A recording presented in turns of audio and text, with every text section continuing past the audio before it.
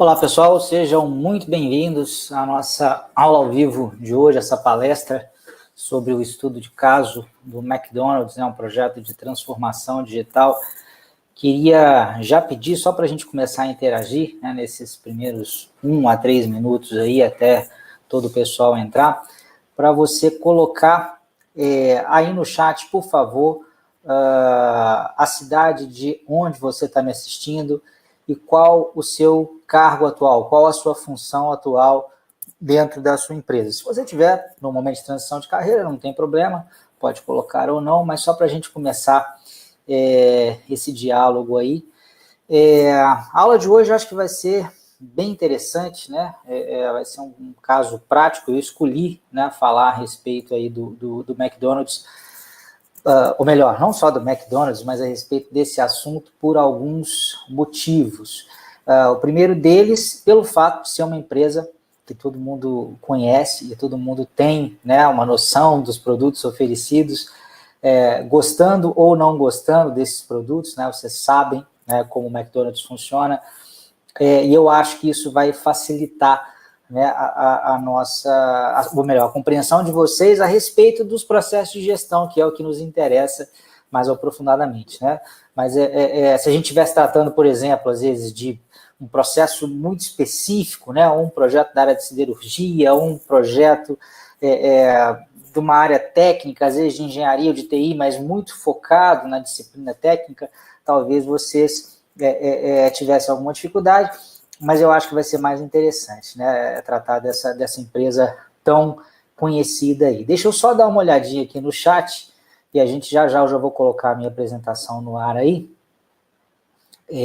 Bom, nós temos aqui o Paulo falando de Lisboa, bacana demais, gente de fora do Brasil. Boa noite, Paulo. Adriano, Alexandre, André, o Guilherme. A partir de determinado momento o pessoal começou a falar. Temos aqui o Lucas, analista de projetos, temos gestor de projetos, temos consultor de negócios, gerente de projeto. Beleza, gente, obrigado demais. Só para eu ter uma noção aí da geografia, da audiência aí também, da profissão de vocês, ou do cargo ocupado atualmente, Pois bem, além disso, só antes de eu colocar a apresentação, um outro motivo que eu estou trazendo esse estudo de caso aqui é porque ele fala de duas abordagens de gestão, e isso eu acho que tem gerado muita confusão na cabeça das pessoas. A gente tem um crescimento muito forte aí dos métodos ágeis, métodos como o Scrum, como o Kanban, e às vezes as pessoas ficam um pouco perdidas. Se de repente elas têm algum conhecimento da gestão tradicional, muita gente fica assim, mas aquilo tudo que eu estudei na gestão de projetos nos últimos anos, aquilo não vale mais. E esse estudo de caso é para mostrar para vocês que isso não existe, Na verdade, é um corpo de conhecimento que existe há tanto tempo, uma compilação de boas práticas que foi construída há tanto tempo, ela não desaparece de uma hora para outra.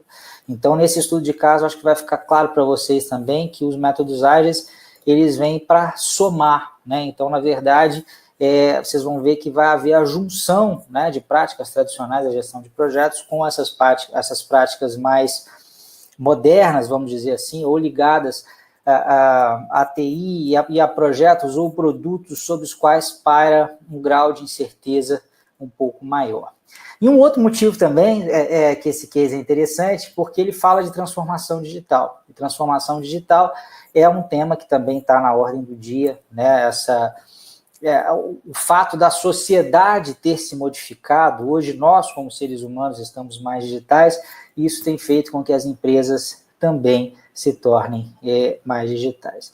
Mas vamos lá, passamos aí já 4 minutinhos, acho que já dá para a gente começar efetivamente com a apresentação, até porque nós temos muita coisa para falar, então deixa eu já colocar ela aqui em ponto de bala, e a gente privilegia quem chegou na hora, Afinal de contas, a pontualidade, ela deve ser beneficiada, premiada. Então, vamos lá. O estudo de caso é esse aí, transformação digital no McDonald's como uma abordagem híbrida de gestão de projetos, levou um projeto de 150 milhões de dólares ao sucesso. Vocês vão entender por que esse projeto tem essa magnitude, né, quando eu falar mais a respeito dele. Sempre lembrando, gente, que eu estou de olho aqui no chat, tá? Então, sempre que vocês tiverem qualquer dúvida ou comentário, podem colocar aqui do lado direito, que eu vou estar acompanhando aqui, tá? E vendo tudo que vocês estão... tudo eu não sei, né? Mas vou estar vendo boa parte do que vocês estão escrevendo aí, dá para responder, tá? Vamos direto, então. Como é que surgiu esse projeto, né? O CEO do McDonald's, no início de 2017, ele deu um ano, né, para uma determinada equipe para fazer isso que está na tela aí, uma grande transformação digital que adaptaria a experiência de fast food do McDonald's, já conhecida experiência, né, que foi pioneira, né, nesse setor, né, de negócios, nesse ramo de negócios de alimentação rápida, mas adaptar essa experiência de várias décadas aí às expectativas hiperconectadas de hoje, né? Então, essa necessidade que todos nós temos, né, de utilizar meios de conexão aí, como a internet, smartphones, para realizar as coisas do nosso dia a dia, né? E isso, gente, não foi uma restrição assim da boca para fora, não. Eu costumo dizer para todo mundo, para todo gerente de projetos, que sempre que você receber uma restrição do seu patrocinador, cheque qual que é a força dessa restrição. Quer dizer, aquele cara está falando aquilo só porque é um capricho dele, só porque ele quer que você trabalhe mais rápido, ou de fato existe essa restrição, ela é calcada em alguma coisa do mundo real. E nesse caso aqui do McDonald's, ela era calcada, né? Então, essa já é uma definição importante de restrição e uma restrição hard, né, digamos assim, uma restrição que de fato precisava ser cumprida, porque ele fez um compromisso com seus acionistas, né? Ele fez um comunicado, né? Todo mundo, boa parte de vocês deve saber, as empresas listadas em bolsas têm acionistas, muitas vezes milhares, milhões de acionistas minoritários. O CEO, o Conselho de Administração, se comunica frequentemente com esses acionistas e num desses comunicados foi dito que ao final de 2017, né, essa transformação seria feita, eu já vou dizer no que ela consiste. Então não dava para simplesmente a equipe falar assim, não deu tempo, né, porque isso geraria problemas, né, para o McDonald's, problemas muito práticos, porque se você comunica algo para o mercado, para os seus acionistas e para outros potenciais acionistas, e você não cumpre aquilo, existe uma tendência forte de que suas ações sofram queda, né, que a sua empresa sofra desvalorização no mercado. E por que isso aconteceu? Né? Porque o próprio McDonald's, e vocês já devem ter notado isso, que estava havendo uma disrupção na indústria de restaurantes, né? E aí ele pensou, por que a gente não introduz a disrupção ao invés de ser afetado por ela? Na verdade, eles começaram, eu acho, porque hoje, na verdade, isso já está bem forte, né? No início de 2017, eu acho que isso talvez devia estar, pelo menos aqui no Brasil, estava começando assim com um pouco mais de força, mas hoje, por exemplo, a forma como nós consumimos a alimentação, inclusive, às vezes a alimentação de mais alto nível em restaurantes, mudou bastante, né, com os aplicativos, tipo iFood, agora aplicativos ainda mais disruptivos, como o Rappi, que não existe nem a vinculação, né, de um determinado restaurante estar ligado à rede do aplicativo, porque você pode pedir a uma pessoa que vá em qualquer estabelecimento comercial e compre, né, algo para vocês. Então ele percebeu que isso estava mudando. E o McDonald's, apesar de ter, né, revolucionado num determinado momento a indústria, ia acabar ficando para trás se não se movesse, se não se mexesse. Então, 60 anos depois, né, que a empresa virou o setor de serviço de alimentação de ponta cabeça, e isso pode ser visto, né, nesse filme aqui. Se alguém não sabe do que eu estou falando, acho que vale a pena ver esse filme, Fome de Poder. Né? Existe um livro também, eu acabei vendo o filme, que é mais rapidinho, né? O meu backlog de livros está um pouco grande aqui, mas aí o filme é bem interessante, dá uma ideia boa, né, de como é que surgiu e por que o McDonald's foi tão revolucionário. Mas 60 anos depois disso, ela percebeu que precisava se reinventar de novo e lançou, então, esse projeto de aceleração digital em janeiro de 2017. E aí vamos falar, então, rapidamente do que são quais eram os resultados esperados, né, desse projeto, o que ele conseguiu fazer. Uma informação importante, primeiro, o orçamento original de 155 milhões de dólares, o Adriano está concordando aí que o filme é legal, acho que vale a pena todo mundo ver mesmo. E quais foram os resultados? Aqui eu já vou falar dos resultados que aconteceram, tá? Porque o projeto já finalizou. Ele desenvolveu e implantou uma plataforma de pedidos e pagamentos móveis personalizados em mais de 20 mil restaurantes nesses países aí, ó. Estados Unidos, Canadá, Reino Unido, Austrália, França, China continental e Hong Kong. Tá? O total de restaurantes do McDonald's no mundo é 37 mil, mas nessa primeira etapa isso foi feito em 20 mil desses restaurantes aí, nesses principais países aí. E aí só um detalhamento rápido do que se esperava, do que aconteceu nesse projeto.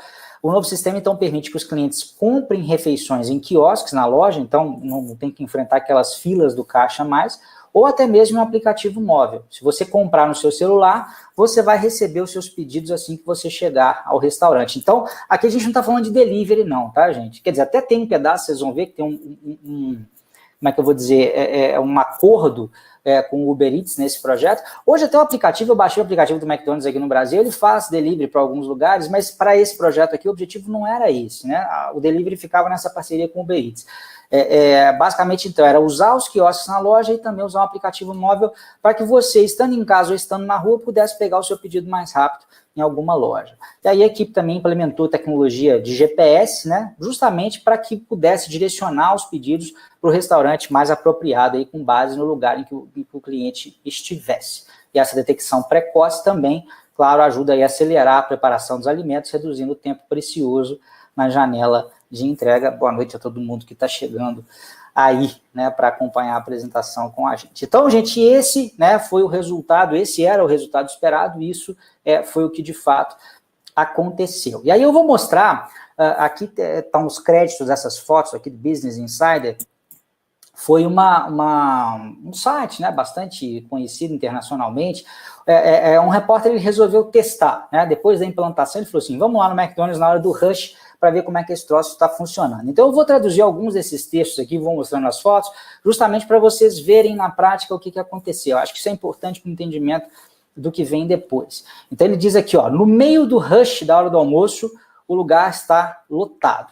Felizmente, os quiosques parecem estar se movendo rápido, quer dizer, as filas estão se movendo rápido, comparado com o aumento, né, da fila nos caixas. Então, enquanto você tem as filas aqui nesses quiosques bem mais tranquilas, nos caixas elas estão longas, mostrando que a parte operacional aí foi melhorada de fato. Aqui, né, tem uma foto do quiosque, ele diz, usar os quiosques é algo muito fácil e surpreendentemente amigável, né, user-friendly. Depois ele disse, apenas toque a tela para começar o pedido e existe sempre alguém aqui, ó, um botão de assistência abaixo. Normalmente há uma boa quantidade aí de membros, de staff members, né, de funcionários ao redor do quiosque, se você precisar de alguma ajuda. Então aqui já tem um aspecto interessante, né? Muita gente achou que o objetivo fundamental desse projeto era eliminar a mão de obra, né, que isso ia gerar muito desemprego, mas eu vi alguns vídeos, algumas reportagens a respeito, os executivos, de modo geral, disseram que esse não era o objetivo. O objetivo era melhorar a experiência de fato, até porque os caixas, quer dizer, os caixas existem ainda, né, para uma minoria, para aquelas pessoas que só vão comprar com dinheiro, porque aqui precisa de um cartão de crédito, mas o que acontece? As pessoas do caixa foram relocadas para esse auxílio, né, para melhorar a experiência e também para uma outra função que eu já vou mostrar para vocês nessa tela aqui, ó. O que acontece? Em alguns lugares, eu não sei se são em todos, o McDonald's passou a ter serviço de mesa. Então, olha só, quando você faz o pedido, existe uma pequena table flag, quer dizer, uma sinalização de mesa, né, que você leva com você para a sua mesa. Sim, o McDonald's está fazendo serviço de mesa agora. Até o final do processo lá do pedido, ele vai perguntar para você por esse número. Então, o que acontece? Você vai fazer o seu pedido, você vai para uma mesa, coloca aquele flagzinho, o funcionário do McDonald's vai lá e entrega para você não ter que ficar esperando na fila, tá? Claro que provavelmente isso não está funcionando em todos os lugares, eu acho que mesmo essa transformação digital, eu sinceramente tenho que confessar para vocês que não tenho frequentado o McDonald's ultimamente, apesar de já ter frequentado muito no passado, eu não sei como é que está isso aqui, até se alguém tiver experiência recente no McDonald's para ver como é que está no Brasil, né, se isso já foi implementado. Eu vi um vídeo de um cara em São Paulo que ainda tinha a filinha, ele ficava lá em pé. né? Eu não sei se estava tendo esse serviço de mesa, mas é interessante para mostrar o objetivo do projeto, né? Era mais uma melhoria da experiência do cliente e também, surpreendentemente, um aumento do ticket médio, né? Eles chegaram à conclusão que ficar numa fila e fazer o pedido oralmente ali para o caixa era algo para algumas pessoas estressante, que poderia eventualmente gerar às vezes uma certa, como é que eu vou dizer, a pessoa ficava meio sem jeito, acabava não comprando tudo que queria, e aqui ele pode ter uma experiência mais customizada. O Antônio está dizendo aí que já experimentou na Europa e funciona muito bem. O Tobias está dizendo que lá em Congonhas tem o quiosque, mas que não tem o serviço de mesa. Legal, obrigado aí. Quem tiver mais depoimentos, é bacana, vocês também vão acompanhando aí. Lá, o Júnior está dizendo que lá no Porto, né, lá em Portugal, o serviço de mesa já está funcionando. Bacana, interessante notar.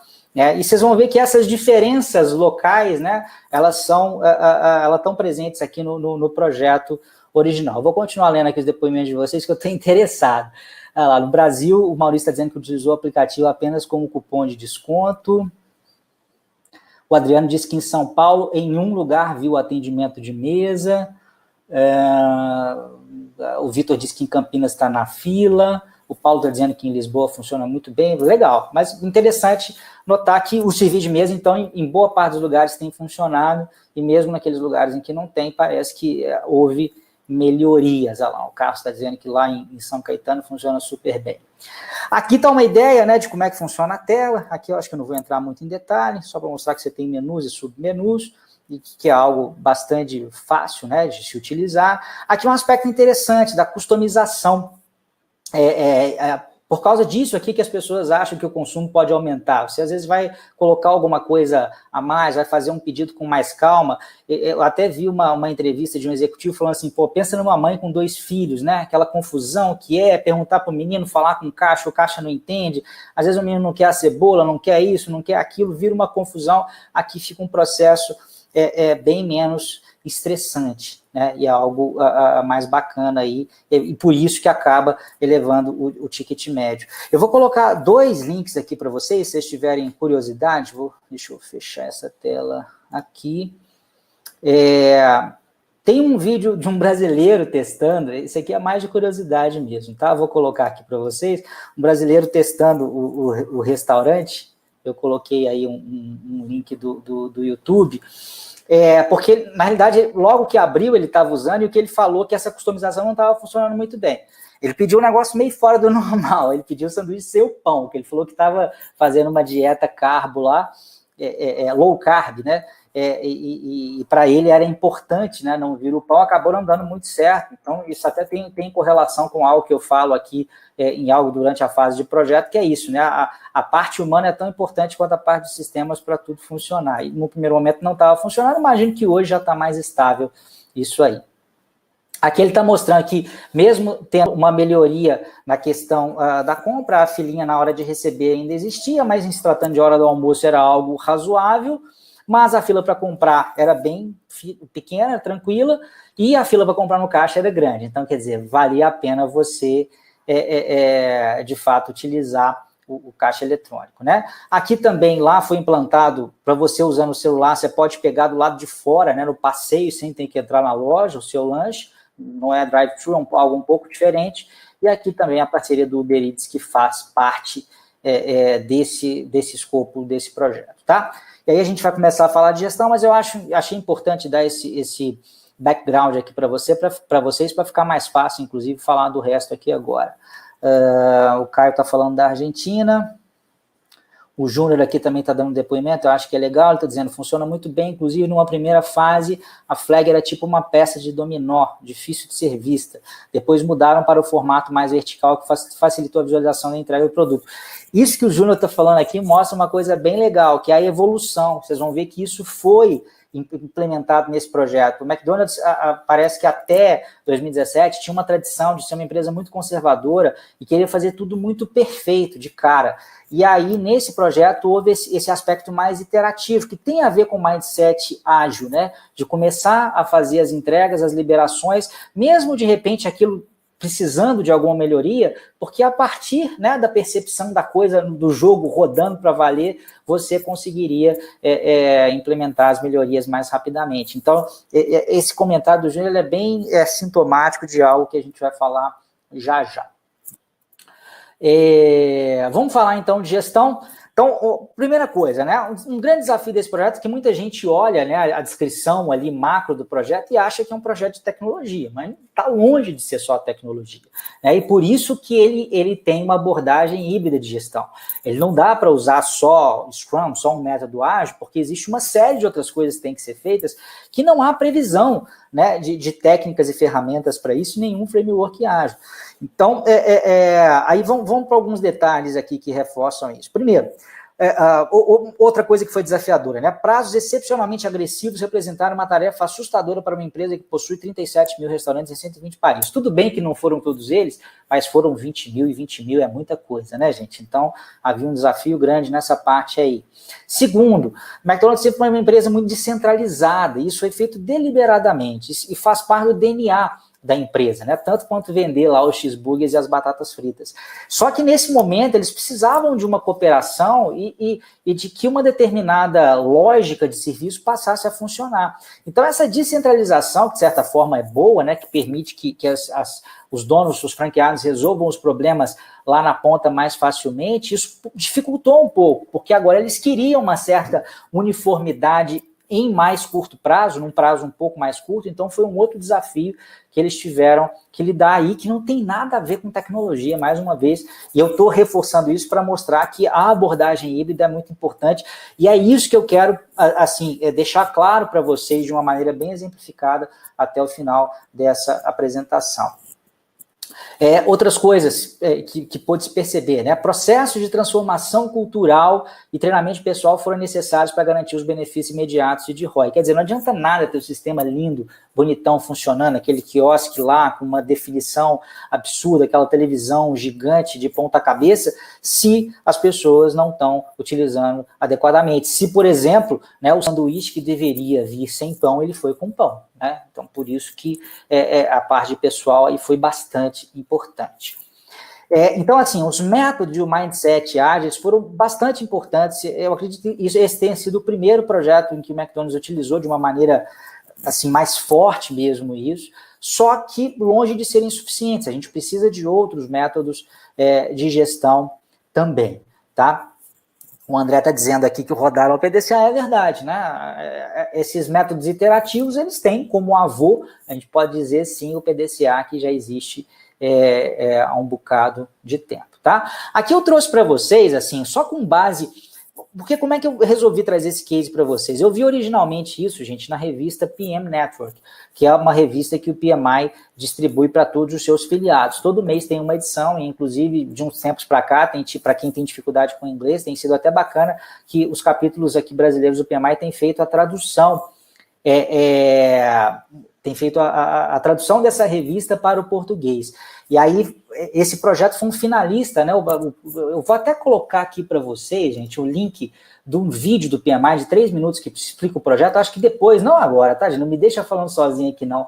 Mas depois vocês dão uma olhada nesse vídeo aqui, que esse projeto ele foi finalista de uma competição que o PMI faz. Ele faz o PMO do ano e o projeto do ano. Ele concorreu ao projeto do ano, não sei se ganhou, mas ele ficou entre os 3 finalistas.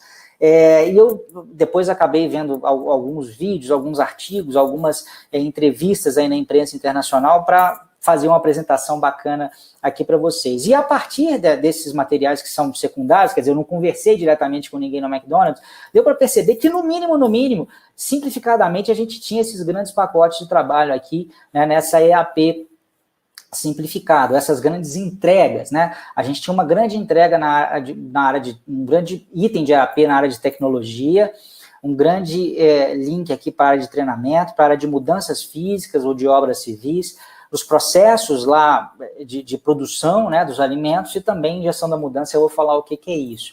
Então, tecnologia, a gente tem a criação do software, né, que vai rodar tanto no aplicativo quanto nos quiosques, a criação do hardware, que é o quiosque propriamente dito, e a instalação nos diversos pontos, nas 20 mil lojas, né? Só ver alguns comentários aqui. Pô, bacana, o Caio falou que parece que está conversando com um amigo no bar, muito legal a didática. Obrigado, Caio, fico feliz, tá? Eu já coloquei o link para o vídeo no PMI, tá, Bianca? Para a revista não tem, porque isso aí é só para os filiados, tá? Mas esse vídeo está público no canal do YouTube do PMI, eu coloquei aqui. O Evaldo está comentando que os variáveis do PDCA são sempre bem-vindas, todos os frames ou frameworks, né, são úteis e a transformação é real. É isso aí. Então, tecnologia é isso aqui. Treinamento, você tinha que treinar franqueado, que é o dono da loja, você tem que treinar a equipe da loja, que são o pessoal que põe a mão na massa mesmo, e o gerente da loja, né? Muitas vezes o gerente e o franqueado não são a mesma pessoa, e todos eles precisavam, né, estar cientes de uma série de transformações que estavam acontecendo. Precisavam acontecer mudanças físicas na loja. Então, o design da loja tinha que ser modificado. Antigamente era só caixa e o lugar de pegar o lanche e a cozinha atrás. O caixa e o lugar de pegar o lanche era basicamente no mesmo lugar, né? Agora você tem que ter o quiosque distribuído, você tem que ter uma área de circulação melhor, uma área para os funcionários ali, os ajudantes ficarem, agora você tem entrega o serviço de mesa, então mudou uma série de coisas.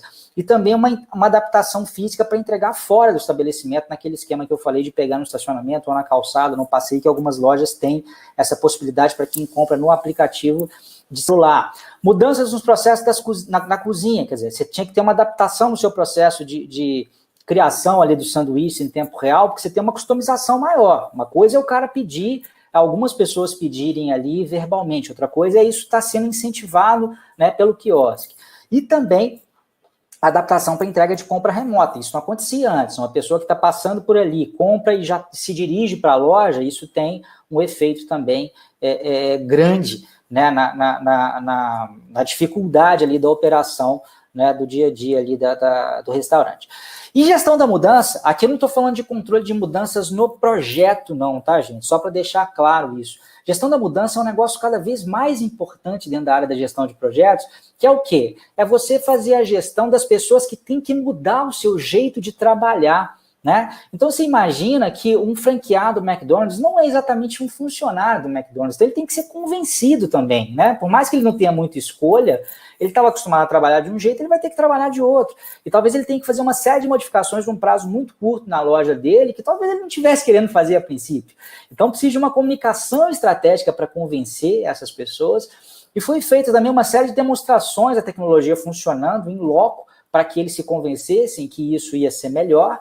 E também a gente vai ver que o projeto foi iterativo, né? Então não foi implementado em todas as lojas ao mesmo tempo. A coleta de lições aprendidas em relação a essa gestão da mudança foi muito útil também. À medida que isso ia sendo implementado nas primeiras lojas, a equipe do McDonald's é sacana, falou assim, o pessoal costuma pecar aqui, ou costuma não fazer o que nós estamos pedindo aqui. E eles foram coletando isso ao longo do tempo. E aí, gente, tem um aspecto interessante, que o que está aqui em roxo claro, que é a parte de tecnologia mesmo, né? Isso a gente faz, foi até o contrário aqui, deixa eu só mudar uma coisa aqui, porque a legenda ficou o contrário. Na verdade, esse aqui é 20 mil vezes, e esse aqui é uma vez. Mudança aqui on the fly. Só que eu acho que acabou saindo fora, deixa eu só de novo pegar aqui para aparecer para vocês na imagem aí. Vamos ver se vai aparecer. Gente, eu coloquei e tirei, desculpa aí. Agora sim. O que eu quero mostrar aqui para vocês? Essa parte roxinha de criar o software, criar o hardware, é feita uma vez. Isso aqui tem que ser feito 20 mil vezes nas diversas lojas. Então, repito, não é mais só tecnologia, né? Então, métodos ágeis ajuda, a mentalidade ágil ajuda, mas precisa de muita coisa para lidar com gente, né? Para lidar com uma série de coisas que vão acontecendo nesse projeto aí, tá? E aí, uma outra coisa que eu vou fazer para vocês aqui também, é à medida em que eu for contando esse caso, contando a historinha, eu vou mostrar para vocês os processos do PMBOK ou ferramentas que, de certa forma, estão sendo utilizadas. Então, eles certamente criaram uma ou várias EAPs aí do projeto, né? E para isso eles utilizaram esse processo aqui do PMBOK, que é o 5.4, criar a EAP. Tá? Então, não vou ficar entrando em detalhes do processo, mas só para mostrar para vocês que ele existe e foi utilizado. Deixa eu ver alguns comentários aqui. O Vitor está colocando. Isso aí, pilotar a situação antes é muito importante. Mesmo coisas grandiosas, use os conceitos de hoje. Você vai ver que isso foi bem utilizado, tá, Vitor? Eu vou mostrar direitinho a evolução do projeto mês a mês, e você vai ver que essa história de ir pilotando de uma forma cada vez mais crescente foi muito utilizada. A Carmen está dizendo, sou consultora de gestão de mudanças, tenho certeza que devem ter sido bem aplicados todos os pilares para o resultado positivo dessa. Sem dúvida, Carmen, você vai ver que foi bem importante. Riscos aqui importantes, né, do projeto. Um abraço aí para o pessoal lá do curso Técnico em Logística do Senac Itapira. O Marcelo está dizendo que está assistindo com a turma. Um abração para todo mundo aí. Olha só, quando está entre aspas, isso aqui foi a fala de alguém da equipe do projeto, tá? Os maiores riscos que tivemos que enfrentar foram a velocidade com que estávamos nos movendo e o ritmo da mudança e a mudança que estávamos impulsionando. Na verdade, isso aqui foram os fatores geradores de risco, né? Para a gente utilizar até uma linguagem mais correta. O fato de eles estarem fazer tudo muito rápido, né? 20 mil lojas em um ano, e isso está gerando uma mudança grande na forma como as pessoas trabalham, isso gerou vários riscos. Quem disse isso foi esse cara aqui, o Scott Badsky, diretor de portfólio lá do escritório de gerenciamento de projetos do McDonald's.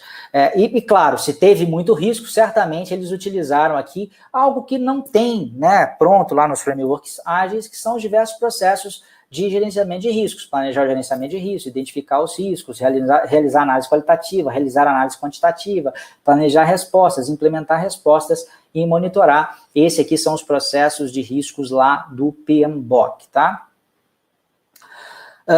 Uma coisa que foi importante aqui na gestão também, eles resolveram centralizar, né? O que significa isso? Projetos anteriores, eles foram implantados de uma maneira separada em cada um dos mercados. Então, uma equipe foi lá e implementou a mudança nos Estados Unidos, depois uma outra equipe foi lá e implementou na China, depois outra foi lá e implementou no Reino Unido. Aqui eles falaram assim, isso não é legal, né? Por que isso não é legal? Porque isso demorou mais para fazer a implantação, e a comunicação e as entregas não foram consistentes. Então, eles falaram o seguinte, olha, aqui nós vamos fazer, nesse projeto agora, nós vamos fazer, claro que nós vamos fazer pilotando aos poucos, mas vai ser sempre o mesmo time que vai fazer isso de uma maneira mais centralizada. Para fazer isso, em dezembro de 2016, a empresa criou um escritório de gerenciamento de projetos global, tá? E esse EGP, ele optou por construir uma única equipe para entregar esse projeto aí em todos os mercados. E por que isso foi interessante, né, gente? Essa estrutura centralizada assegurou o mesmo nível de qualidade e confiabilidade para a implantação. Quer dizer, tanto na China como no Canadá, você tinha critérios de qualidade semelhantes, similares. E, ao mesmo tempo, você permitia algum grau de personalização, né, por causa de diferenças regionais de idioma, cardápio ou cultura. Ou seja, o fato de às vezes, ter pequenas diferenças no requisito, né, de cada um dos mercados, não fazia com que os critérios de qualidade tenham que ser diferentes, né? Conseguiu-se manter critérios de qualidade semelhantes ou iguais, né? Acho que é até melhor falar iguais para todos os mercados, né? E, mais uma vez, antes de falar mais uma vez, essa estrutura ajudou o EGP também a definir, o fato de ter uma estrutura global, a definir claramente as funções e responsabilidades para que a equipe do projeto pudesse antecipar e gerenciar os riscos à medida que surgissem. Repare, então, né, gente, que gestão de risco é um troço que está aparecendo toda a hora nesse estudo de caso aqui. E o que está sendo dito nesse último tópico aqui? Que você, ao definir responsabilidades, você define responsabilidades não só por itens da EAP, pelas entregas que têm que ser disponibilizadas, mas também responsabilidade pelos riscos do projeto, né? Determinados setores ou determinadas pessoas ficam responsáveis por monitorar os riscos e agir quando aqueles riscos acontecerem, ou quando estiverem próximos a acontecer, ou quando se tiver que aplicar algum tipo de plano de resposta, né, para esse risco. E aí, só para fazer mais uma vez um paralelo, né, qual que é a correlação disso aqui com o PMBOK? Repare que nós estamos falando muito de PMBOK aqui, né? Planejar o gerenciamento da qualidade, que é a definição justamente dos padrões de qualidade que vão ser seguidos. Aqui no gerenciar a qualidade, a definição dos documentos de teste e avaliação, dos checklists que vão ser utilizados. E aqui no controlar a qualidade, efetivamente checar, né, se a qualidade está ok, se os quiosques estão como deveriam estar, se está tudo bonitinho, se o processo está funcionando como deveria estar. O Evaldo fez um comentário, se aplicar métodos são essenciais para mudanças duradouras, somente mudar a tecnologia não mantém mudanças reais. É isso aí, precisa das duas coisas. E aqui também um outro processo do PMBOK que foi utilizado é planejar o gerenciamento de recursos para definição da equipe, para definição das responsabilidades de cada um dos membros da equipe, né? Vocês já devem imaginar, esse projeto ele não tinha só um gerente de projeto, ele tinha várias pessoas participando da equipe de gerenciamento de projetos, porque era muita coisa para uma pessoa só olhar. O Marlon está perguntando qual que é o tamanho dessa equipe do EGP. Eu não me lembro de ter visto essa informação, tá, Marlon? Depois você me mandar um e-mail, andriele@brands.com.br, pode até ser que eu vejo se eu descubro isso, mas eu acho que não foi citado explicitamente lá no caso. Acho, tá? Posso estar enganado. Falando de métodos híbridos, né? Só reforçando, o EGP Global, então, ele acelerou, né, essa entrega, introduzindo abordagens híbridas. Aí vamos começar a falar da parte agile, né? Até então a gente falou muito de processos lá do PMBOK que foram utilizados. Mas o que eles fizeram também? Eles incluíram uma cadência de lançamento mensal com sprints mais rápidos para entregas menores, né? Então, na verdade, essa frase ela ficou um pouco dúbia, mas o que eu entendi é o seguinte, olha, no mínimo todo mês havia um sprint e havia uma entrega. E poderia também haver entregas mais rápidas. Às vezes, sei lá, para corrigir um bug, eu poderia fazer uma entrega semanal ali do software. Aqui eu estou falando da parte de software, tá, gente? Foi um novo modelo para equipes e executivos acostumados a ciclos de desenvolvimento mais longos, né? Disse aí a Amy Martin, que é a PMP, e diretora sênior e líder do EGP Global. Então, o que é interessante aqui é mostrar que o McDonald's não estava muito acostumado a essa coisa agile, ele tinha só uma estrutura mais tradicional de gestão de projetos. E aqui, o que aconteceu? Em boa parte foram utilizados processos tradicionais, mas na parte de desenvolvimento de software, você definiu que haveria essa cadência mensal. E é curioso, porque apesar de ter só aqueles 2 pacotes que eu mostrei para vocês ligados à parte de software, esses pacotes acabaram definindo a abordagem geral do projeto, que foi uma abordagem mais iterativa, né? O que eu chamo de abordagem mais iterativa? Então, olha só, esses 2 pacotinhos assim que tem a ver com o sprint, que eu acabei de mostrar para vocês. Mas o simples fato, né, da gente ter esses 2 pacotes aqui fez com que, ao invés de usar essa abordagem aqui, que é uma abordagem que provavelmente daria errado, né, que é você ficar 11 meses desenvolvendo um aplicativo lá de celular, 11 meses desenvolvendo os quiosques e depois tentar implantar tudo em um mês em todas as lojas, ou mesmo que não fosse 11, mesmo que não fosse assim exagerado, né? Vamos supor que eles tinham pensado assim, vamos ficar 7 meses desenvolvendo e 5 meses implantando. É bem provável que daria errado também, né? Então, qual que foi a lógica, né, aqui de implantação ou de implementação? Foi diferente. Olha só, o que aconteceu? Não foi assim, vamos fazer o software inteiro perfeito, depois nós vamos implantar em todos. Não foi cascata, foi agile, foi interativo, né? Em janeiro de 2017 teve o lançamento do projeto, em fevereiro de 2017 teve um projeto piloto, alguém falou em pilotar, né, de 5 lojas, né, foi lançado em Chicago, Illinois, lá nos Estados Unidos, e foi feito também um termo de abertura do projeto e plano formalizado para outras localidades. Mas um primeiro pilotinho aqui, já foi lançado em fevereiro e já lançaram as bases aqui para Austrália, Canadá e China. E em março, estabeleceu-se aí metas do projeto, né, e compartilhou-se essas metas com investidores da empresa. Aqui foi aquele momento que eu falei que isso foi comunicado para os acionistas. Já começou a implantação lá no Reino Unido. Abril, escala do zero atinge 412 lojas, então percebe que o negócio foi crescendo aos poucos. Maio, aplicativo para dispositivos móveis foi lançado na Austrália. Junho, aplicativo móvel na China entra online em nível nacional. O projeto piloto começa em Hong Kong. Então eles iam implantando no lugar e já iam startando em outros. E isso, a tecnologia ia evoluindo, né, aos poucos aí em conjunto. Por isso que eu digo que o fato do modelo de ciclo de vida utilizado no software acabou meio que guiando a implantação, ainda que a gente estivesse utilizando os processos mais tradicionais na parte de implantação física nas lojas mesmo.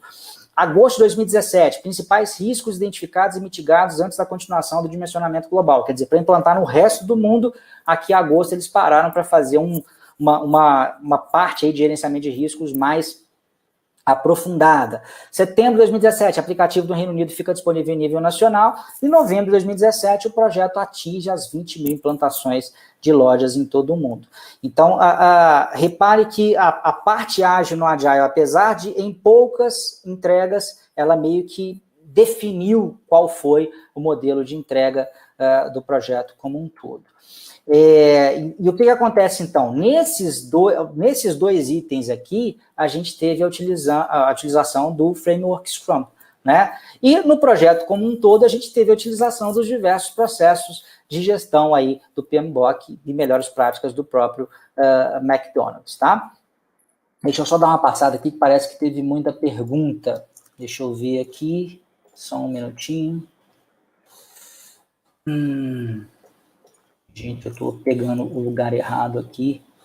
Só um minuto. Acho que agora vai. Bom, o pessoal estava perguntando do horário aí, começou às 20 horas. O Leandro está perguntando se teve participação de alguma consultoria externa. Eles mencionaram, e eu vou mencionar já, uma consultoria externa na parte de gestão da mudança, que é justamente para ajudar nas técnicas de comunicação e de convencimento das diversas lojas, das 20 mil lojas aí, para fazer isso acontecer de uma maneira mais suave. Então, teve consultoria externa para essa parte. O André está dizendo, o nível de detalhamento que o PMBOK traz faz com que ele ainda seja muito robusto e atual, e eu acho que ainda vai ser por muitas décadas. O Eval está perguntando se consigo enviar o PMBOK atualizado, as mudanças desse ano estão bem mais atualizadas à realidade atual. Isso não dá para fazer, tá, Evaldo? Isso é até bom explicar rapidinho aqui. O PMBOK ele não é um livro gratuito, tá? Ele é um livro que ele é comprado, ele tem os direitos autorais. Agora, se você se filiar ao PMI, você ganha a cópia do PMBOK, tá? Em PDF, inclusive registrada com o seu nome. E se você tem interesse em, de repente, se certificar, essa é uma boa ideia, porque ao se filiar ao PMI, o valor que você paga na filiação, você tem de desconto na hora de fazer o exame PMP, por exemplo. Marcel Oliveira perguntou se os fornecedores foram incluídos nesse processo de implantação.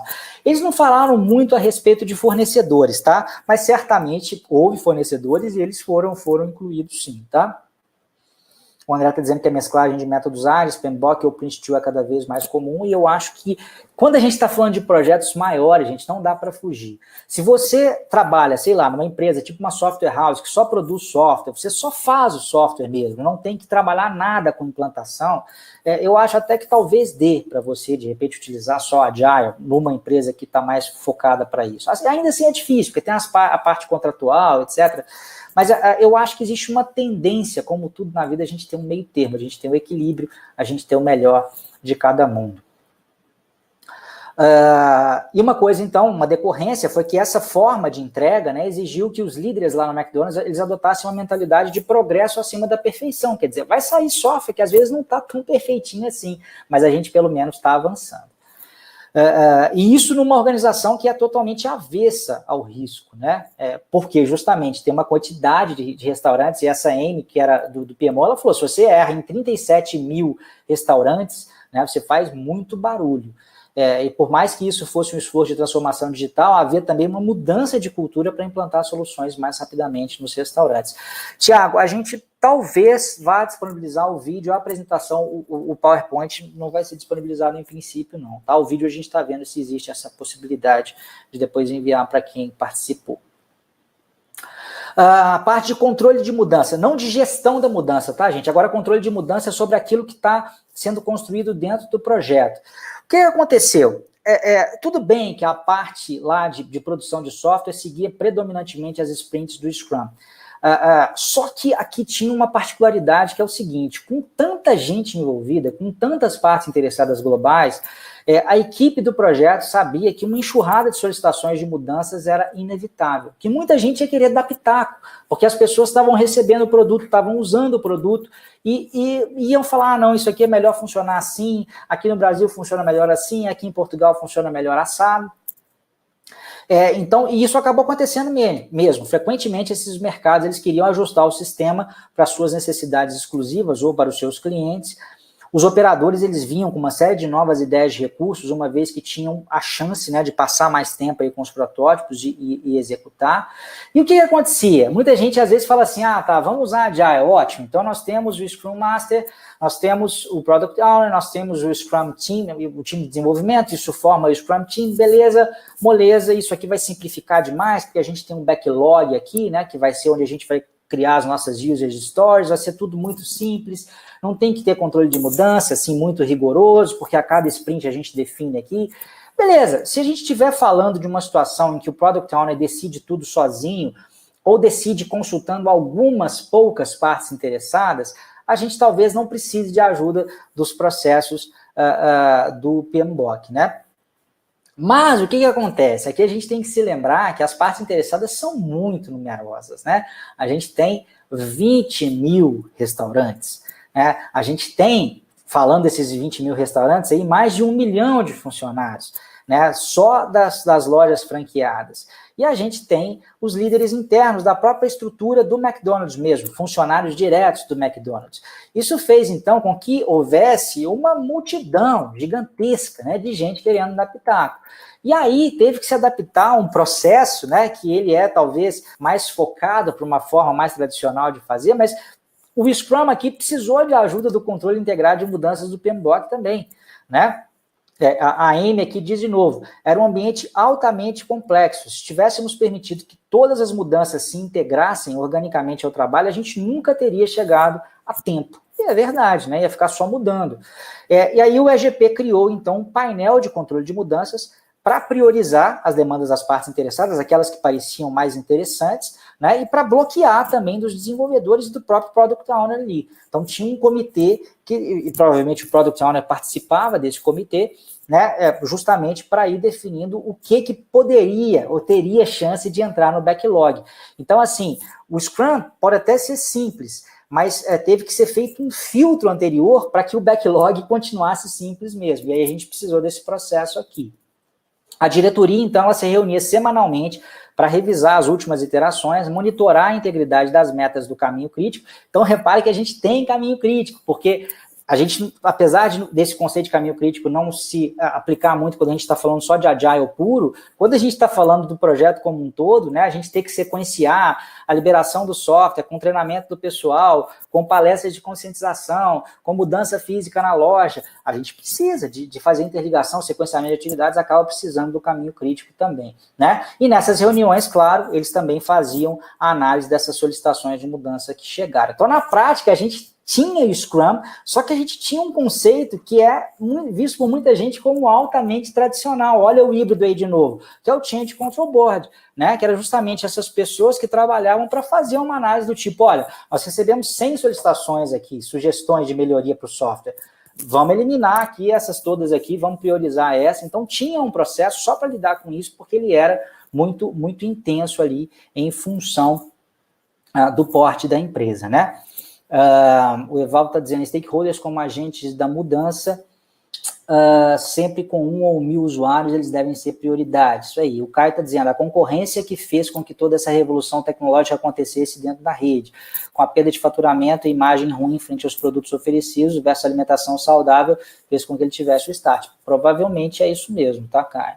A Bianca está dizendo que no centro do Rio de Janeiro, como é que é? Tem banco para esperar o painel mostrar senha. Ah, tá, imagino que seja uma loja da McDonald's. Entendi, Bianca. E a diretoria não aprovava essas alterações, a menos que elas atendessem a um objetivo comercial válido, estivesse alinhado com a visão estratégica e tivesse um orçamento definido. Então, tinha um processo relativamente formal para avaliar isso, apesar de estar utilizando o Scrum. Mesmo com o apoio da diretoria nesse controle de mudanças, esse ritmo furioso aí acabou criando mais riscos, a gestão de riscos aqui de novo, em um projeto que já era audacioso, tá? O Cláudio está perguntando quem que era o moderador do Change Control Board.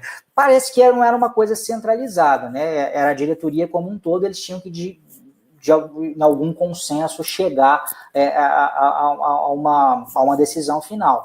Talvez, para fins práticos, eles tenham definido alguém para coordenar, né? Igual a gente teve uma experiência até muito ruim, né? No sábado, quem acompanhou a votação do Senado, o Senado é algo colegiado, né? Em princípio, todo mundo tem o mesmo nível de poder, mas para ter uma votação, tinha alguém que era o cara que estava comandando tudo ali. Talvez houvesse ali, mas isso não era nomeado, pelo menos não foi citado no estudo de caso.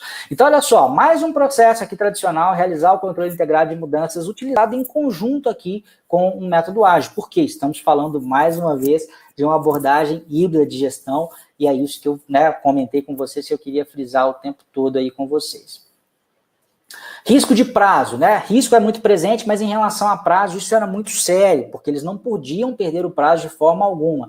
Então, as equipes de governança procuravam proativamente sinais de alerta e imediatamente elevavam os possíveis problemas de caminho crítico, mais uma vez o caminho crítico aqui, para o registro dos riscos para mitigação, né? Então, deu até um exemplo aqui. Depois que algumas metas principais lá no início do projeto foram perdidas, provavelmente, sei lá, eles tinham uma expectativa de implantar em 20 lojas lá nos Estados Unidos e não conseguiram fazer isso.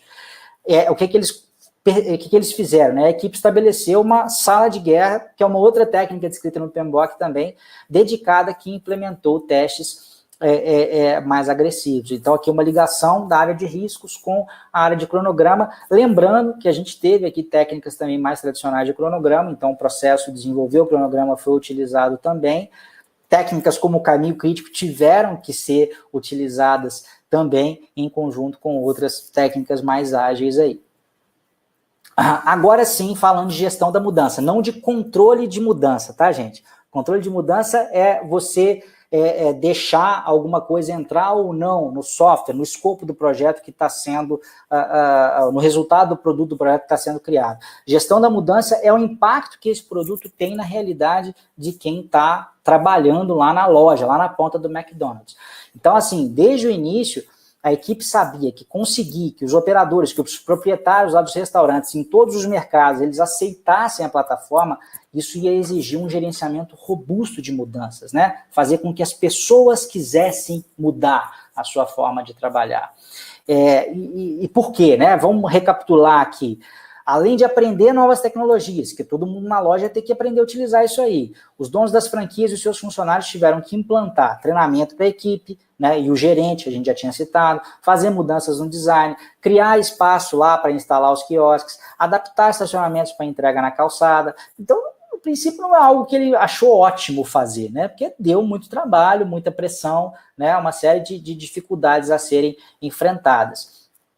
Cada restaurante também teve que repensar, né, no tempo de preparação dos alimentos, para garantir que a qualidade de cada pedido permaneça, mesmo quando a gente tivesse o pedido aí móvel, né, com o aplicativo, que a qualidade permanecesse consistente. Mesmo se ele ia comer no local, se ele ia levar, repare que a gente tinha várias formas de input agora, né, de pedidos, e várias formas de retirar isso. A pessoa podia comprar no quiosque e pegar direto, podia comprar no celular e comer na loja, podia comprar no celular e pegar no drive-thru, podia comprar no celular e pegar na calçada. Então, tinha muita parte operacional aí, tinha que ser mexida em muitas lojas.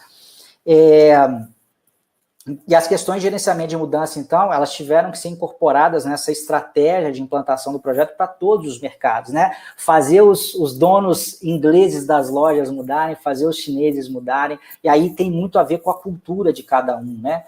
Isso tem muito a ver com gestão de partes interessadas. A gente não tem, né, uma área de gestão da mudança, né, nesse sentido aqui dentro do PMBOK. Existem box exclusivos para isso, né? Mas gestão da mudança tem a ver com gente, né? E tem normalmente a ver com gestão das partes interessadas e com gestão da comunicação lá dentro do PMBOK.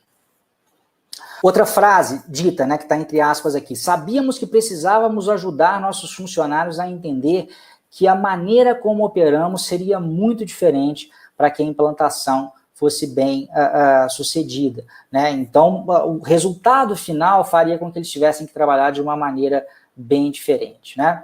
Para conseguir aceitação, aí veio a pergunta de alguém aqui, se teve consultoria externa, essa parte aqui que cita isso. Para conseguir a aceitação das pessoas, né, com essa nova realidade, a equipe contratou especialistas para orientar e aconselhar a equipe sobre como planejar as mudanças e comunicar o valor da transformação em toda a rede de restaurantes. Então, tem muita gente especializada em gestão da mudança. É até curioso, eu vejo, a minha esposa trabalha numa grande empresa também, trabalha com recursos humanos, e eu vejo ela contratando muito treinamento de gestão da mudança. Às vezes nem tem tanto cuidado assim com o processo formal de gestão de projetos, mas existe um cuidado tremendo em fazer com que o resultado do projeto seja bem aceito. E isso foi algo importante, e isso requer uma gestão muito forte, né, de partes interessadas e uma gestão muito forte de comunicação. Eu já vou olhar o chat já, tá, gente? Só para eu fechar esse raciocínio aqui. A equipe também, para facilitar essa gestão da mudança, ela realizou demonstrações de tecnologia nos restaurantes, estabeleceu prazos rigorosos para o lançamento, então teve que ser duro com as pessoas também nas lojas, né? Estabelecer algumas restrições para eles, porque a equipe lá centralizada do McDonald's só teria sucesso se as equipes nas pontas fizessem também dentro dos prazos. E também capturando as lições aprendidas para melhorar cada implantação que veio posteriormente, né? Lembrando que as implantações foram feitas aos poucos, não foi feito tudo de uma vez só. E aí, o comentário, né, de um funcionário lá do PMO, isso nos permitiu ser mais rápidos à medida em que a gente continuava a fazer mais implantações no mercado. Quer dizer, as primeiras implantações foram mais difíceis, né, porque era um momento em que o aprendizado era mais importante ali, você não sabia qual seria a reação. À medida que você ia conhecendo esse processo, as lições aprendidas iam sendo capturadas. Lições aprendidas também é um conceito tradicional, antigo da gestão de projetos, mas que é bastante atual, né? Você foi facilitando as implantações subsequentes, né? Nesses meses posteriores aí.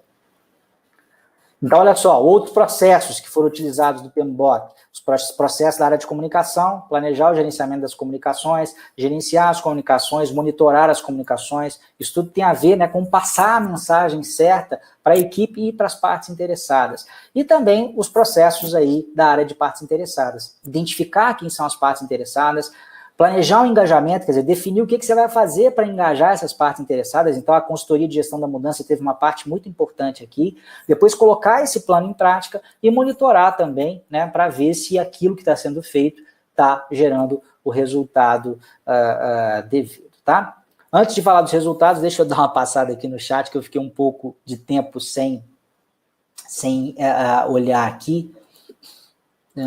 Deixa eu só dar uma olhadinha.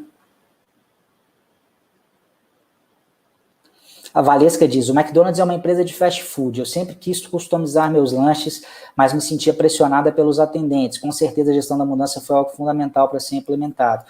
Agora, isso foi até retirado, né, Valesca? Porque o momento ali que você faz o pedido, ele é um momento seu com o quiosque, então ninguém fica te enchendo a paciência, né? Eu até lembro, né, quem acompanha aí, quem gosta, né, do Porta dos Fundos, que é aquele canal humorístico do YouTube, eles fizeram um vídeo meio que gozando, né, essa pressão, né, no Subway, né, que é o maior concorrente aí do McDonald's. Só que no Subway já é esperado, né, que você tenha que definir o seu pedido de uma forma customizada. No McDonald's não, acho que a grande diferença é essa. Mas, de qualquer maneira, os executivos perceberam que tinha essa pressão aí, né, que a Valesca sentia, que muita gente sentia também, e um relaxamento mal na frente do quiosque que acaba gerando resultados melhores ali para a empresa.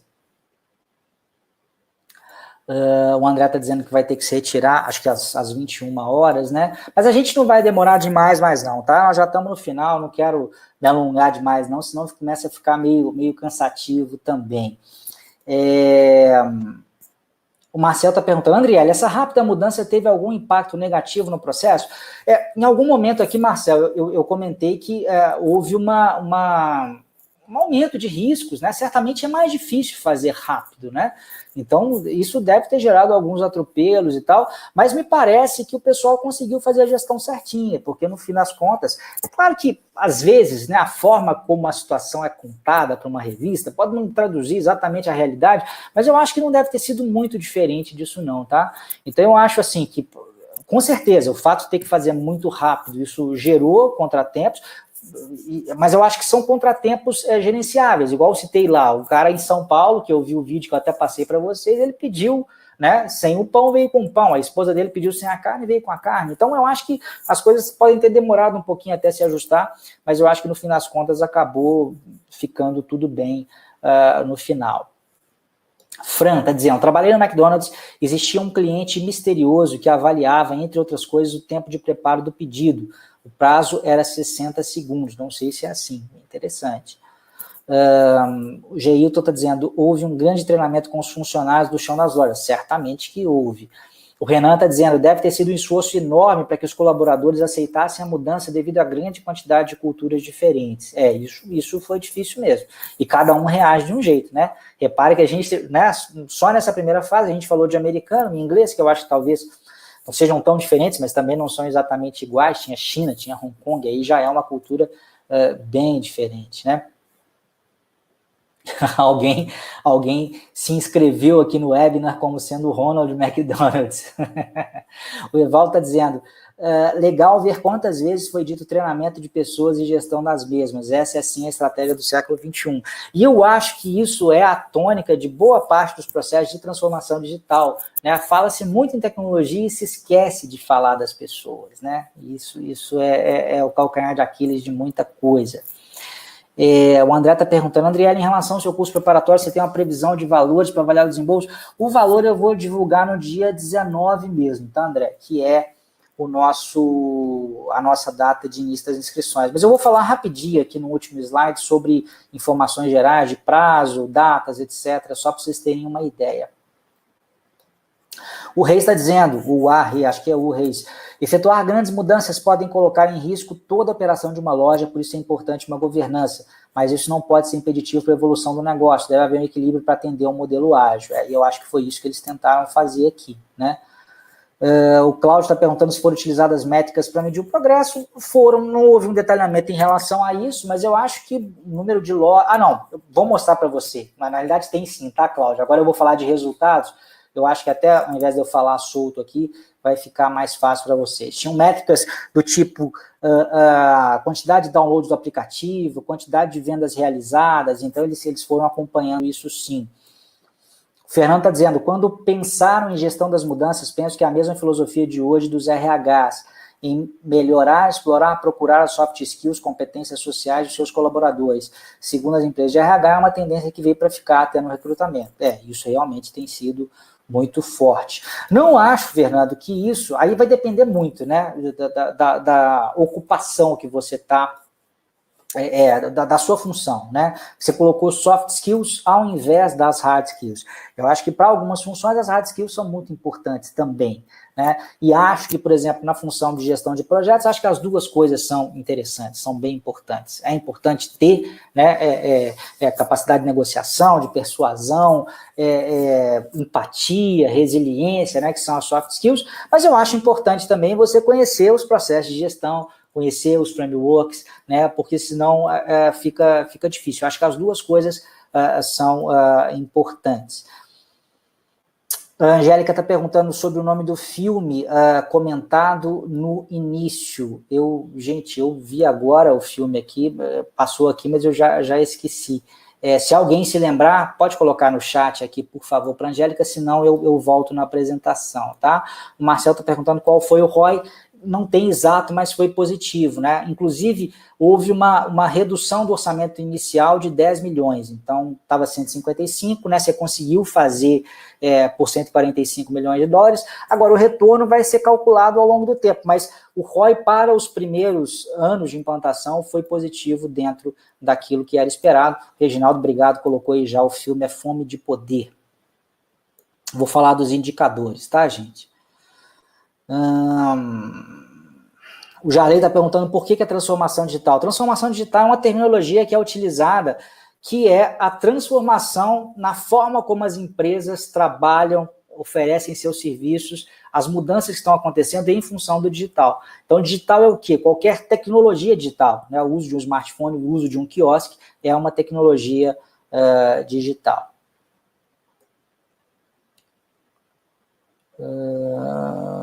Beleza, já colocaram o nome do filme, ótimo. Vamos então, né, para a nossa parte final aqui, que são os resultados. Então, olha só, A equipe do projeto atingiu a meta de 20 mil implantações em novembro de 2017, um mês antes do previsto, então um outro resultado positivo aqui, quase 10 milhões abaixo do orçamento. Os clientes do McDonald's agora podem fazer pedidos personalizados, acessar ofertas especiais, tem isso também no aplicativo, dependendo ali do seu consumo, igual a gente recebe essas ofertas do Uber, do 99 Táxi, do Cabify, né? Vira e mexe a gente recebe cupom, eles também podem implementar. E pagar pelas suas refeições no dispositivo móvel. Eles podem pegar a sua comida no balcão, no drive-thru ou receber na calçada. Então, tem muitas possibilidades agora. Agora, as métricas aqui que me perguntaram, né? Dados da empresa indicam que os clientes estão adotando o novo sistema. No início de 2018, então, assim, foi logo, né, no final ali do projeto mesmo, somente nos Estados Unidos o aplicativo acumulou 30 milhões de downloads, com 110 milhões de ofertas resgatadas. Aqui não ficou claro para mim se foram compras ou se foram só as compras feitas com desconto. Eu acho que foram 110 milhões de pedidos feitos nos aplicativos de celular. E 7,9 milhões de usuários ativos, quer dizer, dos 30 milhões que baixaram, 7,9 estavam utilizando ali com uma certa frequência. A Amy, que é essa funcionária lá do escritório de gerenciamento de projetos, também estima que nos primeiros meses, isso aqui eu achei bem legal, e sem promessas de marketing, a nova plataforma ajudou a empresa a superar as metas de vendas digitais para o ano como um todo. Então, antes, né, lá no início do projeto, tinha essa, em termos de indicador, né, tinha uma meta, quer dizer, qual parte do nosso bolo de vendas que deve ser feita a partir de canais digitais? Eles tinham esse indicador. E aí, não só, né, dentro aqui do aplicativo próprio, né, tem o Uber Eats, por exemplo, que a gente citou, sei lá, provavelmente deve ter o iFood lá nos Estados Unidos também, ou algum similar, né? Qualquer venda digital, o fato de ter implementado esse aplicativo, essas tecnologias, já fez, né, com que as metas tenham sido superadas para o ano como um todo, logo no início de 2018. Então, em termos de resultados alcançados, foi algo bem positivo. E aí algumas aspas aí, né, que os executivos citaram. Eles disseram, isso realmente nos permite atender o cliente onde eles querem ser atendidos. Todo o projeto foi uma oportunidade de transformar a experiência do cliente. Isso aqui foi legal também. Ao longo do caminho, o McDonald's também transformou a sua estrutura de gerenciamento de projetos. Criou o EGP, né, que foi meio criado para essa função, mas para esse projeto, mas acabou ficando institucionalizado. Começou a usar Agile de uma forma mais, como é que eu vou dizer, mais presente ali mesmo, né? Conseguiu combinar, né, o melhor do Agile com o melhor do tradicional, né? Então, acho que isso foi bem, bem legal também, né? Algo que apareceu aqui. Eu já vou falar já aqui do workshop Certifica GP, vou falar do curso, mas eu queria também, eu vou só dar algumas informações, eu não vou vender curso hoje não, tá, gente? Não tem matrícula aberta, não tem nada disso, hoje o objetivo é só falar o case mesmo, eu só quero dar a oportunidade de vocês se cadastrarem para um outro workshop que vai ter na semana que vem, que é totalmente gratuito também. Ana Paula disse, interessante ver que o gerenciamento de projetos se aplica em todo o processo. Estou avaliando começar um MBA de gerenciamento de projetos e estava com medo de ser uma comunicação mais direcionada para engenheiros ou desenvolvedores. Isso depende muito da empresa, né, Ana Paula? Eu diria que as áreas de TI e de engenharia estão diretamente mais acostumadas, e talvez a área de publicidade, marketing, já estão muito acostumadas com gestão de projetos. Por quê? Porque esse pessoal está acostumado a vender projeto. Então, para eles é uma questão de sobrevivência. Agora, mesmo quando a gente fala em projetos internos, e esse caso do McDonald's foi um projeto interno, não foi um projeto vendido, a gestão de projetos mais estruturada começa a aparecer com força cada vez maior, né? Porque não está tendo muita margem para erro, não. Então, eu diria que exemplos como esse têm se tornado mais comuns. O cara está dizendo que quem assistiu o filme vai odiar o dono da rede. Alguém reclamou do spoiler aí do filme. Esse Ronald McDonald, ele é um cara meio nervoso, pelo que eu estou vendo aqui, né? Mas, brincadeira. O Vanderlei está dizendo o seguinte, o volume de documentação do projeto, usou-se alguma ferramenta, também não foi citado, tá? Não me lembro também de tudo que eu vi a respeito, não foi citado, se usou Project, se usou Trello, se usou, assim, mas certamente para garantir essa governança deve ter sido utilizado, sim, alguma ferramenta. O Thiago está dizendo que todo esse papo está dando vontade de comer um hambúrguer. Enfim, então deixa eu só falar com vocês rapidinho aqui, antes de partir, e se vocês tiverem dúvidas, podem colocar aí no nosso chat. Queria só dar 2 recadinhos rapidinho, não vai tomar quase tempo nenhum. Primeiro, que semana que vem, né, talvez muitos de vocês já saibam, mas a gente tem o 9º Workshop Certifica GP, né, que é um workshop online gratuito, é um pouco diferente disso que nós estamos fazendo aqui, né, porque na realidade, apesar de ser online, ele não é síncrono, né, é um workshop com 4 vídeos, para que vocês tenham a chance de assistir no tempo de vocês. Eu vou disponibilizar esses 4 vídeos, a gravação desses 4 vídeos, e dentro do período do workshop, né, que é de 11 a 19 de fevereiro, vocês vão poder ver esses vídeos, e eu vou, a cada 2 dias, liberar um vídeo. Então, saiam no dia 11, saiam no dia 13, saiam no dia 15, aí só do dia 15 para o dia 19, que vai ser o último, que tem um intervalinho maior, porque tem um fim de semana. Aí até bom que vocês podem revisar os 3 primeiros, no dia 19 sai o 4º, tá? E essa série de vídeos, o que ela vai te mostrar, né? Vai te mostrar como dar um verdadeiro salto na sua carreira de gerente de projetos por meio das certificações PMP e CAPM. O que é um certificado PMP e CAPM, gente? É alguém que conhece muito bem todos esses processos do PMBOK que eu acabei de mencionar, en passant, né? Eu fui contando a historinha para vocês e de vez em quando eu mostrava um determinado processo, mostrava uma determinada área de conhecimento do PMBOK. Nesse workshop eu quero justamente mostrar por que vale a pena, né? Alguém falou aí em fazer um MBA, talvez a certificação seja um caminho também, por que vale a pena seguir esse caminho de entender mais a gestão de projetos e por que se certificar é uma forma muito bacana de você se aprofundar, né, dentro desses conhecimentos aí do PMBOK. Tem gente que tem muito aquela coisa, mas a certificação PMP requer experiência, eu não tenho experiência, eu não posso fazer. No workshop a gente vai falar de uma opção para isso também, que é a certificação CAPM, que também é bastante relevante e pode ser feito mesmo por pessoas que não tenham experiência na área de gestão de projetos. Mas se você tem experiência, certamente PMP, eu acredito que seja uma pedida melhor. Eu vou colocar para vocês aqui o link para vocês se inscreverem no Certifica GP, para quem não se inscreveu, porque já tem alguns milhares de pessoas inscritas, então, se você não se inscreveu, vamos correr para fazer essa inscrição. Coloquei aí, inscrição Certifica GP, tá aí o link. E eu queria falar também, aí eu já vou voltar lá para responder as perguntas. Ao final do Certifica GP, eu vou estar abrindo a turma do meu curso preparatório, né, para a certificação PMP e CAPM. Então, o workshop é para quê? Para você entender a importância da certificação, né, para você entender como é que se encaixa dentro do mercado de hoje, para você entender quais são as certificações disponíveis baseadas no PMBOK e também para você entender como se preparar, né? Então, mesmo que você esteja assim, quero estudar para certificação, mas não quero fazer curso com o Andriele, coisa nenhuma, por algum motivo você não quer fazer curso, nem comigo, nem com ninguém, assiste o Certifica GP também, porque lá eu vou te dar dicas sobre como você pode fazer para se preparar, né? Como estudar da forma mais eficiente. Então, vale a pena assistir de qualquer forma, desde que você tenha interesse aí de seguir essa carreira de gestão de projetos. Depois do workshop, para quem quiser se aprofundar mais no assunto e de fato se certificar e de ter um guia, né, alguém aí que já tem experiência em conduzir pessoas nesse processo. Eu já tenho uma experiência bastante larga, eu fiz a minha certificação em 2005, né, então já tem um bocado de tempo. Aí a gente vai estar oferecendo o curso, né, preparatório para certificações PMP e CAPM, ele é todo pela internet.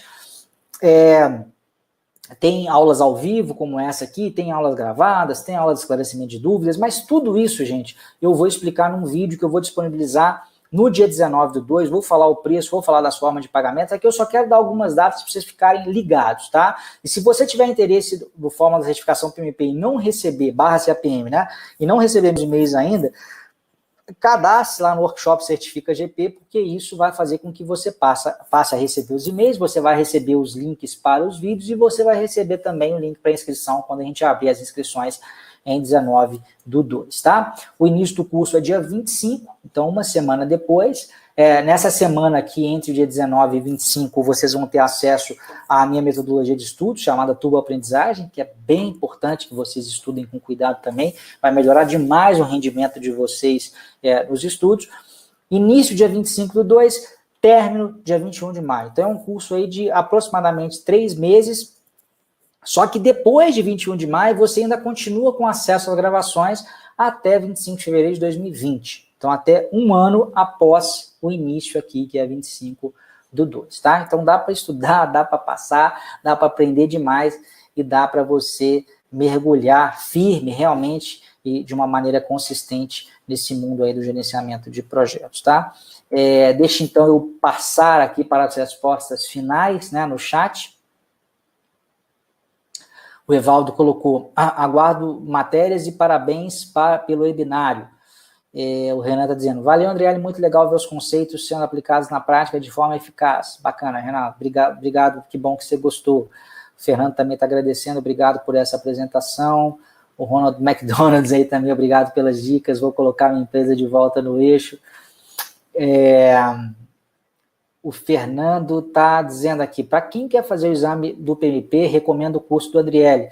Fiz o seu último dele, valeu a pena. Obrigado e abraço, André. Até um próximo webinar. Obrigado aí pelo depoimento, Fernando. Fico muito feliz, né, que você tenha gostado do curso. O Rudinei também está agradecendo pela apresentação, o Reis também. O Ricardo está aqui dando um link para a PM Network. O Tiago também está indicando o curso da Fórmula da Certificação. Obrigado, Tiago está dizendo que é meu aluno. Valeu demais. O Adriano aqui também agradecendo. O Leandro está perguntando quais são as principais certificações de PMO, né? Então, estou entendendo que você escreveu certinho, você quer saber a certificação para escritório de gerenciamento de projetos. Eu conheço uma só, que é a do Américo Pinto, né? Que é a Value Ring.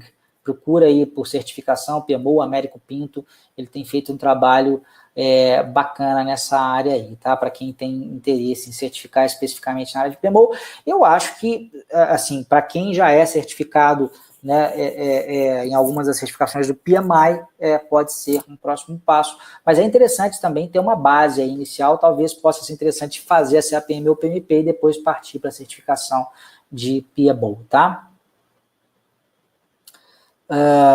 O Antônio Carlos está dizendo, Andriele, parabéns, gostei bastante dessa apresentação, utilizando o estudo de caso do McDonald's, muito fácil de ser entendido dentro desse público-alvo. Forte abraço. Abraço, Antônio. O Geral também está agradecendo, a Carmen também, o Vitor também, o Maurício está dizendo, vamos para cima empolgado para a certificação. Vamos nessa, Maurício, é isso aí.